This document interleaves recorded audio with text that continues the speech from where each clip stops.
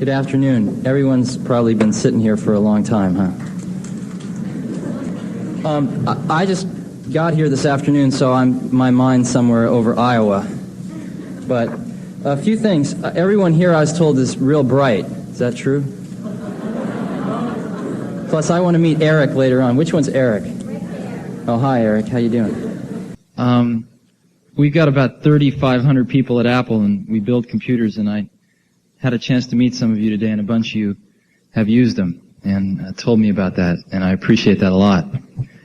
I was talking to a man named Ralph. Ralph's about 11 or 12, and Ralph uses an Apple, and I was telling Ralph about when I was a kid, because we didn't get a chance to grow up with Apples, and about how my first experience with a computer was having to type out a program and take all these cards to a computer center, and half an hour later you'd get the result, and it was prehistoric compared to the way it is now. And Ralph didn't understand this at all. And it really signaled that the real optimism of youth is that they don't understand how bad it used to be. And that they really take what the accomplishments of the last generation for granted, and they're still not happy.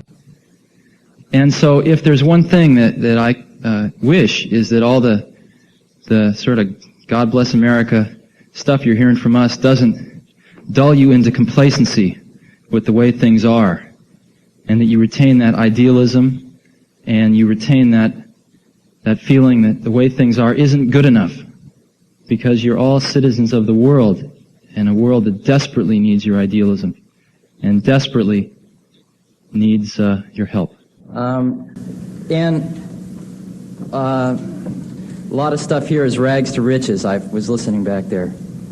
Sort of want to be careful about that, because there's a lot of people that have been real successful in other terms that aren't here because maybe they didn't make a lot of money, that you want to listen to very carefully. And one of the things that tends to run through some of the things that people here have talked about is innovation and creativity. And if you're really bright, have you ever thought about what it is to be intelligent? Probably some of you have. Right? Because you meet your friend and he's pretty dumb, and maybe you think you're smarter and you wonder what the difference is.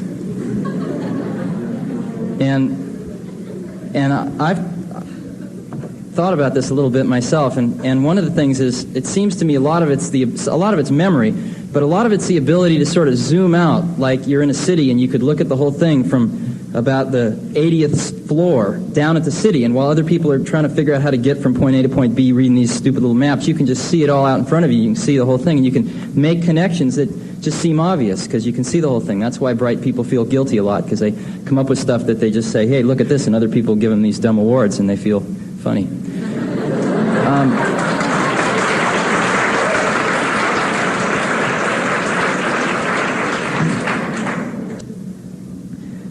But the key thing is that if you're going to make connections which are innovative, to connect two experiences together, that you have to not have the same bag of experiences as everyone else does, or else you're going to make the same connections, and then you won't be innovative, and then nobody will give you an award. So what you got to do is get different experiences than the normal course of events. And one of the funny things about being bright is everyone puts you on this path.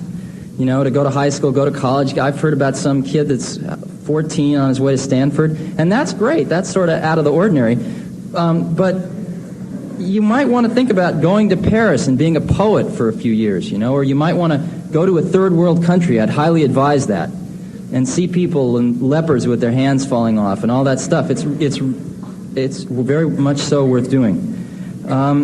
You know, fall in love with two people at once. You know?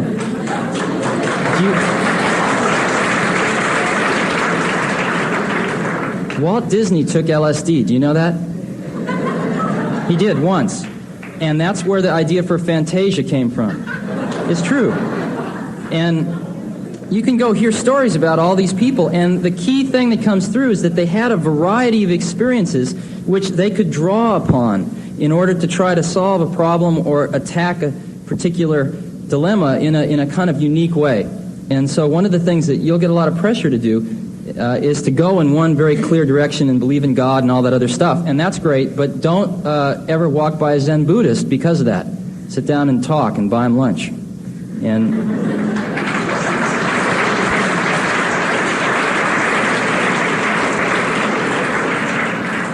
one of the things that I had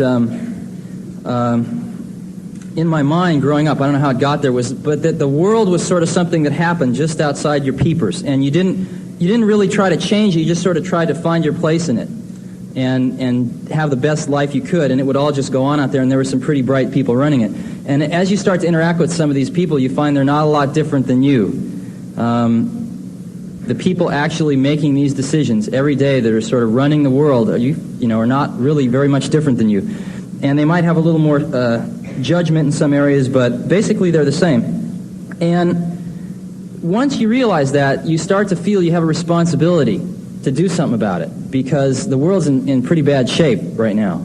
And I guess one of the things that motivates a lot of people that I've seen that actually get out and do something in any different field is that we all sort of eat food that other people cook, and wear clothing that other people make, and speak a language that other people evolved, and use someone else's mathematics. And we're sort of taking from this giant pool constantly. And the most ecstatic thing in the whole world is actually to put something back into that pool. And I think people from all the fields that maybe you've heard from here and a whole bunch that you haven't would express the same sort of feeling. It's the most ecstatic thing that I've encountered. So I would highly recommend it. And one of the major areas, I know probably with all this stuff I might not be invited back here next year, so I'll say it now. When you pass a certain age, I don't know what it is, 25, 30 years old, you sort of as a human being inherit the responsibility of being a guardian of the earth for future generations, of which you are all a member, to inherit. And I'm not exactly sure what that means, but just obviously that's the case. And I think this particular generation of people that is your guardian is doing an extremely poor job in one area, and one area where all of the help that you all can muster is really necessary. And that is that the chances that this planet's going to remain in one piece through your natural lifetimes is not extremely high right now. And it's fairly dismal. And I anticipate having some kids one day and helping them grow up to be sane human beings. And you people are going to be the people that are running the planet when my kids grow up. So would you please pay attention to this problem and try to do something about it? Because I'd like to see my kids grow up and be able to come here and sit like you and listen to a bunch of funny people. Thank you.